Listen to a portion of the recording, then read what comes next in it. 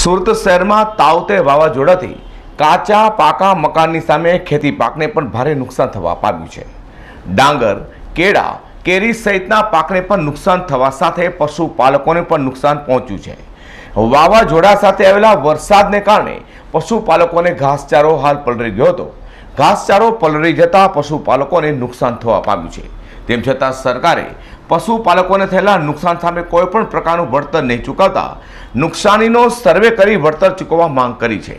સુમુલ ડેરીના ડિરેક્ટર જયેશ દિલાડે મુખ્યમંત્રીશ્રીને લેખિતમાં રજૂઆત કરી વળતર ચૂકવવા માંગણી પણ કરી છે. દક્ષિણ ગુજરાતના હજારો પશુપાલકોનો ઘાસચારો પલળી જતા ભારે નુકસાન થવા પામ્યું છે. ત્યારે હાલ ચોમાસા માટે ઘાસચારો ભરવાની સિઝન ચાલી રહી છે, જેને પગલે પશુપાલકોએ મોંઘા ભાવે ઘાસચારો ખરીદી સંગ્રહ કર્યો હતો. પરંતુ વાવાઝોડાને પગલે ઘાસચારો પલળી જતા હવે પશુઓને ખવડાવવાનો મોટો પ્રશ્ન ઊભો થવા પામ્યો છે. ત્યારે પશુપાલકોને ઘાસચારાના નુકસાનના સામે વળતર ચૂકવવા રજૂઆત કરાઈ છે.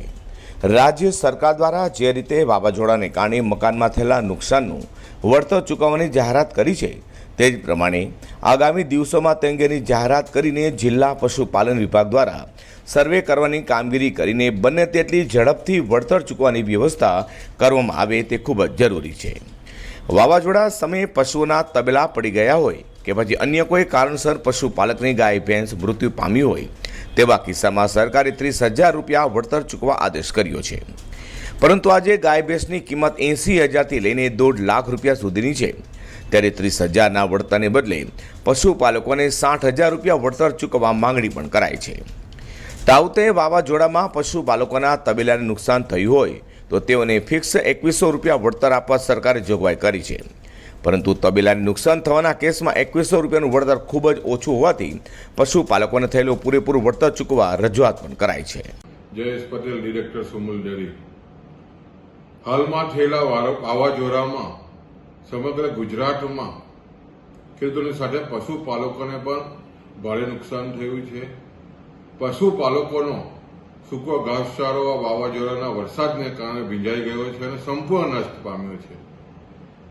તેમજ એમના પશુપાલકોની ભેંસ હોય, ગાય હોય, એમના પણ મરણ થયા છે અને એમના તબેલા પરને પણ ભારે નુકસાન થયું છે. એના અનુસંધાનમાં માનનીય મુખ્યમંત્રીને અમે રજૂઆત કરી છે કે ખાસ કરીને જે સૂકો ઘાસચારો છે એ જે ભીંજાઈ જવાને બગડી ગયો છે, કરોડો રૂપિયા નુકસાન થયું છે, એનું તાત્કાલિક સર્વે કરીને પશુપાલકોને રાહત આપવામાં આવે. સાથે સાથે જે જાનવરોની કિંમત જે મરણ છે અને 30,000 રૂપિયા ચૂકવવાની જે વાત થઈ રહી છે એમાં પણ વધારો કરીને 60,000 રૂપિયા કરવામાં આવે. અને જે કોઢારો નુકસાન થયા છે એમાં માત્ર 2100 રૂપિયા આપવાની વાત થઈ રહી છે. એમાં પણ વાસ્તવિક જે ખેડૂતોને ખાસ કરીને પશુપાલકોને નુકસાન થયું છે આપવું જોઈએ એવી નમ્ર વિનંતી સાથે અમે મુખ્યમંત્રીને પત્ર લખ્યો છે. સુરત શહેરમાં તોકતે વાવાઝોડાને લઈને થયેલા ખેડૂતોના નુકસાનના સર્વે બાદ પશુપાલકોના નુકસાન અંગે પણ સર્વે કરવા સુમુલ ડેરીના ચેરમેન દ્વારા રજૂઆત કરાઈ છે. અઝર કુરેશી સાથે પ્રકાશવાળા, G10 ન્યૂઝ.